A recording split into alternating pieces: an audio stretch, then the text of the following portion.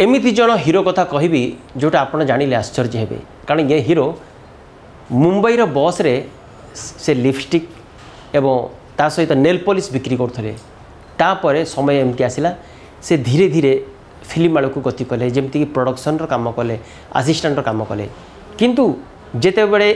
जया बच्चन नजर पड़ा से कही कि से फिल्म रे हीरो नापाई कारण आप जानी ABCL Amitabh Bachchan corporation limited से गोटे आरंभ करते प्रोडक्शन कंपनी अमिताभ बच्चन से किसी हीरो खोजुले से जो तेरे मेरे सपने आप जानी से फिल्म रे से नहीं चंद्रचूड़ सिंह को एवं ता सहित अरशद वारसी तेरे से अरशद वारसी कथा कहूँ जी के जिते बड़े स्टार्टिंग ताकर जीवन हो बहुत दुखमय कारण सेतेबेले से बस रे नेल पॉलिश बिकुले एवं लिपस्टिक बिकुले तापर धीरे धीरे से तांकर चेंज कले किंतु जेतेबेले तांको प्रथम ऑडिशन दिया गला से ऑडिशन रे आछंती ता माने नुहे कि हाँ से फिल्म लाइन सहित जड़ित से ऑडिशन देइचंती एवं ऑडिशन रे मध्ये 1 नंबर होइचंती सेठू जया बच्चन ताको फास्ट करी तांको रोल देइथे सेही दिनठू जया बच्चन को